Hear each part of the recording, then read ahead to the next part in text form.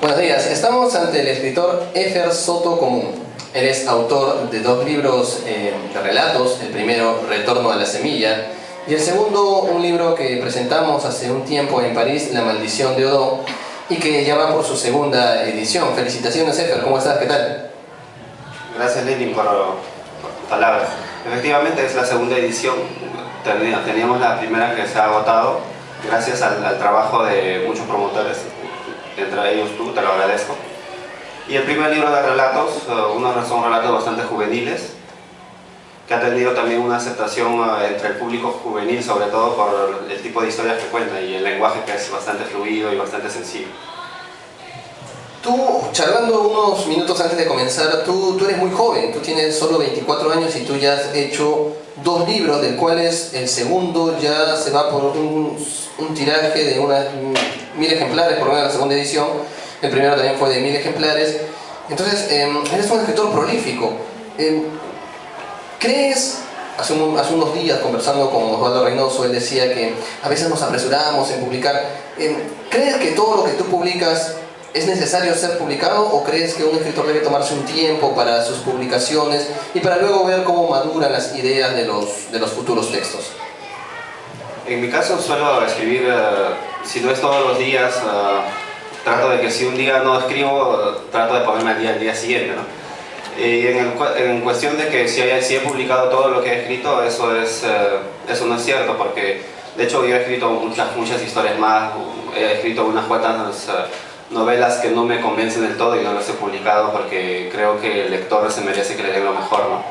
Aparte que eso puede jugarte en contra también, porque le das un mal libro, quien queda mal no es el libro, sino el autor, porque el lector va a decir, bueno, este no me parece tan bueno, ¿no? Tu primer libro, Retorno a la Semilla, tiene relatos, o por ahí algún especial, de un personaje que llega a la capital y bueno, ¿no? va a tener una perspectiva de un muchacho de provincia viendo lo que es Lima. Dime tú, el primer libro, porque a diferencia del segundo, que ya tiene un trato muy especial y que vamos a conversar de él en detalle, el primer libro es un libro de experiencias personales, es un libro de tu visión como provinciano al llegar, o ¿qué es lo que te motivó para escribir una historia de un muchacho que llega a Lima? Bueno, en el caso de Julián Bello, que es el personaje principal, efectivamente puede tener mucha similitud con mi biografía, porque es un chico que llega bastante joven, pero no todo el libro se trata sobre un provinciano en Lima. Hay textos incluso fantásticos, porque hay un texto en el que un extraterrestre llega a la Tierra y arma un conflicto entre dos amigos, ¿no?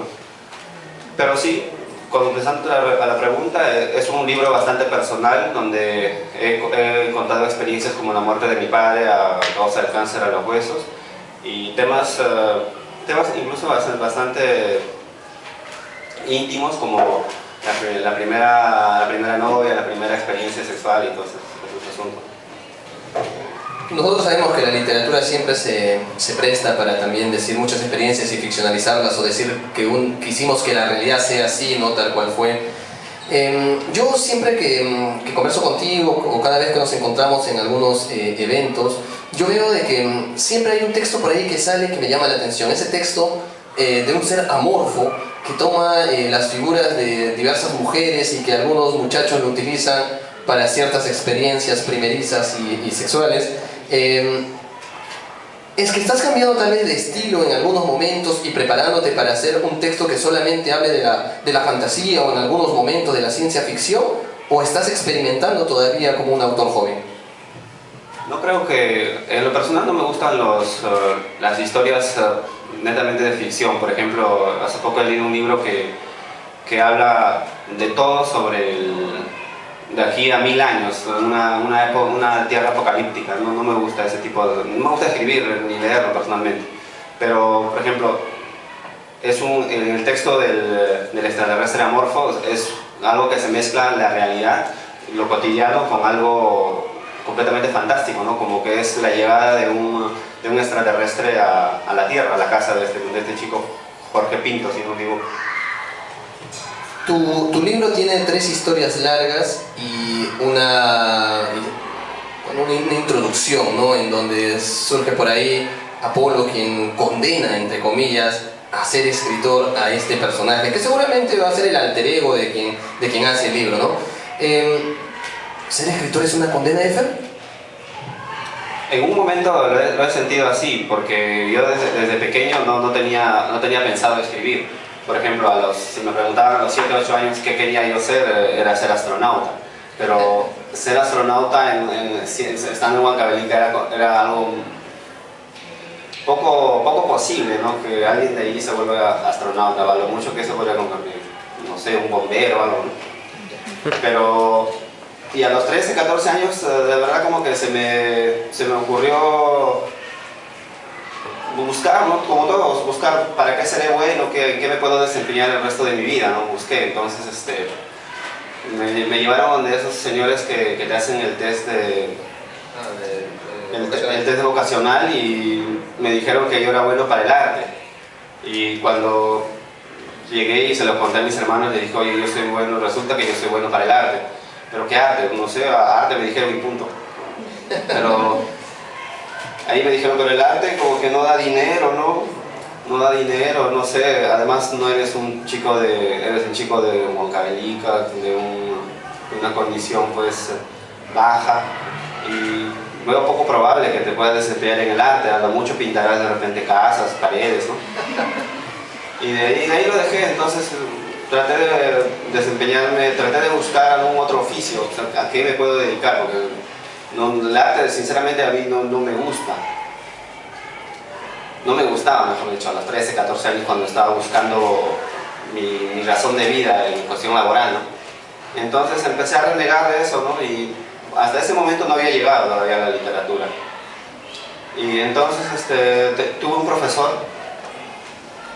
profesor de historia, porque de literatura, Lenin trae autores para conversar con ustedes. En mi colegio no había, yo soy de un colegio nacional, entonces no me traían nada, no tenía ningún contacto con la literatura. La profesora de literatura a lo mucho nos mandaba a leer libros como Mi planta naranja lima, cosas así, cosas muy aburridas, ¿no? Entonces tuve un profesor de historia que había publicado un libro de filosofía. Entonces yo le dije, qué bacán que tienes tu libro, y él lo leía en clase y me pareció muy divertido. Era una filosofía bastante urbana, bastante coloquial. Entonces yo le dije, yo también quisiera tener mi libro. Y me dijo, muchacho, ¿quieres ser escritor? No sé, pero quiero tener mi libro. Y entonces le dije, y entonces él me dijo, ¿qué libros has leído? Y yo hasta entonces no había leído nada. Las tareas que me daban, los libros que me daban para leer, los buscaba en internet y los descargaba el argumento y eso presentaba, ¿no? Y el señor me dijo, bueno, si no has leído nada y quieres ser escritor, contrario a lo que yo pensaba, me dijo, qué bueno que no has leído ningún libro. Así ahora ponte a escribir y no vas a tener ninguna influencia. Quien escriba un libro va a ser Efer Soto y va a ser Efer Soto. Y cualquiera que lea ese libro no va a encontrar a nadie más que a Efer Soto. Ese fue mi inicio de pronto. Entonces a los 17, 18 años ya que decido escribir así todos los días o los momentos que me dan más tiempo, ¿no? Ahí fue que empecé a escribir verdaderamente. Y los libros que he publicado definitivamente no es todo lo que he escrito. Se vienen algunas novedades, ya pronto espero lo ser. Un poco discutible también eso de la lectura, porque un escritor va creciendo conforme a sus lecturas y conforme a lo que él pueda atrapar de los diversos textos que existen. Y un caso particular era La maldición de Odón, el cuento La maldición de Odón, que le da nombre al libro, en donde hay un personaje descrito inicialmente en una belleza, pero una belleza sublime, una belleza máxima, que incluso conversando contigo yo te decía que en ese texto, y te lo pregunto ahora con tu afirmación, en ese texto yo encontraba rasgos muy similares a lo que hacía García Márquez con Remedios la Bella, e incluso situaciones en donde yo podía identificar eso. Una pregunta antes de entrar en sí al cuento. ¿Hiciste ese relato antes de leer Cien años de soledad? Yo empecé a leer así detalladamente, encontrar a mis autores favoritos, porque mucha gente lee un libro y dice, bueno, el libro no me gusta, pero sin embargo es que no han encontrado todavía a su autor favorito. Yo no me gustaba leer a mí, sin embargo encontré a autores como García Márquez, como Charles Bukowski, con quienes me sentía muy identificado. Entonces empecé a leer todos sus libros. En el caso de Cien años de soledad lo leí antes de escribir el libro, pero no creo que tenga alguna semejanza, la semejanza de la belleza, de hecho, con Remedios la Bella, ¿no?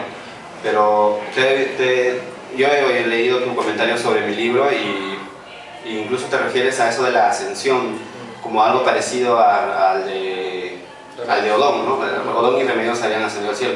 Pero no creo que sea... Hay muchas figuras en la literatura, muchos personajes en la literatura que se han ido al cielo, ¿no? Por ejemplo, tenemos a Elías en la Biblia, que se fue jalado por caballos y un carro ardiente hacia el cielo, que está vivo. Hay otro, Jesús mismo, que se fue al cielo si no necesitó nada, ¿no? Y en este caso, Remedios la Bella, que utilizó unas sábanas para irse al cielo, y Odón, que mientras lloraba, sus lágrimas se convirtieron en burbujas, se lo envolvieron y se lo llevaron al cielo. Creo que, de hecho, que tiene alguna similitud en cuestión a la belleza y situaciones de que, claro, como toda persona muy, muy hermosa atraía la atención de la gente, ¿no? Es algo común. Claro, Odón era, resumiendo un poco, ¿no? Odón era un personaje que maravillaba por esa belleza que tenía y que mucha gente se le quería acercar, pero luego hay una transmutación, ¿no? Odón de esa belleza se vuelve un ser horripilante, un ser repudiable y un ser que yo, conversando contigo hace ya algún tiempo, me decías tú que ese ser, ese Odón, es un personaje que existió. El nombre de Odón y el chico Odón lo tomé... Odón era un chico que estaba en la escuela conmigo ¿Y era así de feo? No me acuerdo si era feo o simpático. El chico vivía fuera del pueblo, entonces era el único que acababa la escuela y se iba. Por las tardes nos reuníamos para jugar y esos asuntos. Venía y se iba, entonces era un chico bastante valiente para irse de noche de un pueblo hasta otro, ¿no? Ahí tomé a Odón como su nombre, pero Odón, el personaje hermoso, lo tomé de un niño que conocí en un transporte interprovincial. Ahí fue que lo vi y me quedé impactado, ¿no? ¿De dónde viene este chico y quién es? No se me ocurrió preguntarle su nombre para ponerle su propio nombre. Pero no sé si Odón está vivo, si está muerto, si algún día vaya a saber que he escrito un cuento sobre él. El segundo relato se titula El sueño de Guaira, que es la historia del caballito feo, o el patito feo andino. El caballito que le da, que yo hablaba contigo también, ¿no? Que le da una relación directa acerca de este relato infantil. ¿Quisiste tú hacer esto a propósito, con intención, o nació en el momento de sembrar o iniciar una historia acerca de un patito feo en la versión del caballo, peruana y sobre todo andina? Algo que... eso me ha llamado mucho la atención, porque mucha gente lo ha visto de esa manera, pero el caballo en sí, en toda la historia, no hace referencia si era feo o bonito. Es la debilidad que en realidad él tiene. Él se siente inferior a todos los demás, no porque sea feo o porque sea hermoso, sino porque es bastante débil.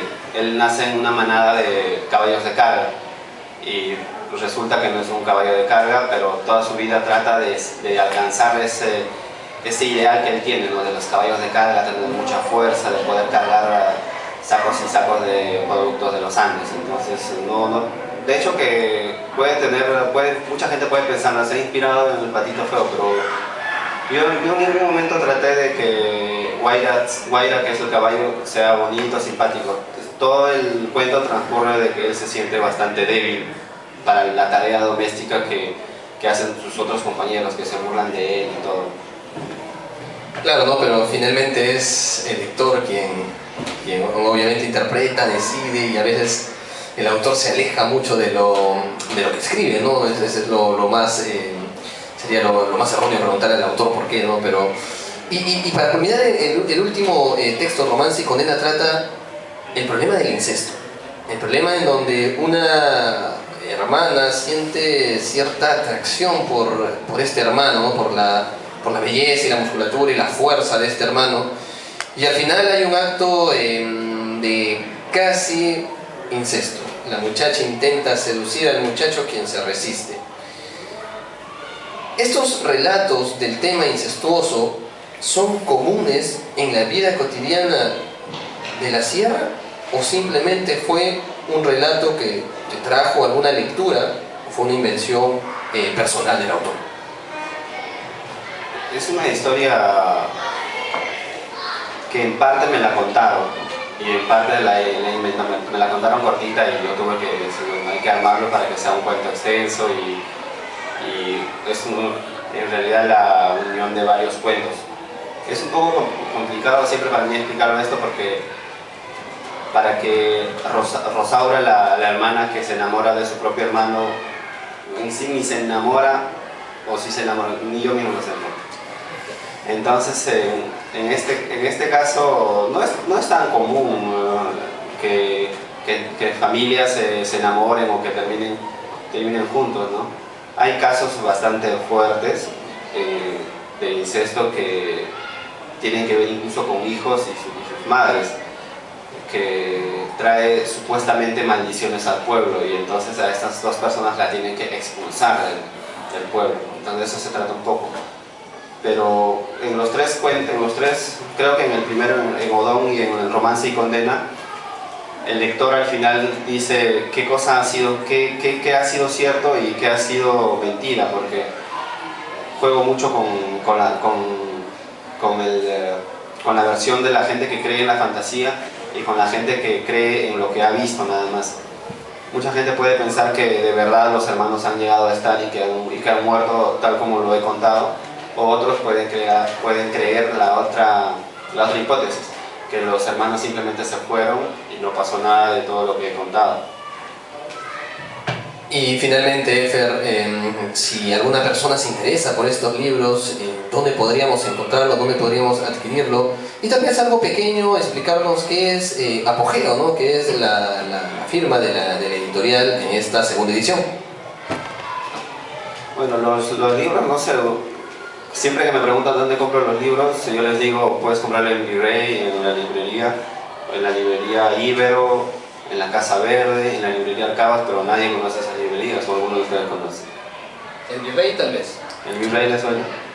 Bueno, lo pueden encontrar en Virrey, que está a la espalda de la Municipalidad de Lima, ¿no? O algo más fácil es entrar al Facebook, que ustedes están más familiarizados con eso. Hay una página que se dedica a vender libros de autores peruanos, que es Librería Delivery peruano, ¿no? Pueden pedirlo y se los entregan en su casa o... Bueno, en su casa, no trabajan ustedes. Bueno, muchísimas gracias por esta agradable charla y espero que dentro de poco nos traigas esas novedades que tú tienes, esos proyectos, y tal vez volver a conversar de las cosas que tú estás haciendo y de esta escritura que en los últimos años vemos que la literatura actual, la literatura juvenil, se está dando en mayor, ¿no? En demasía, y esperamos también pues que tus libros puedan pronto continuar teniendo este éxito, como es el caso de La Maldición de Odón en su segunda edición y tal vez en una futura tercera edición. Muchísimas gracias por la charla, Efer Soto Común.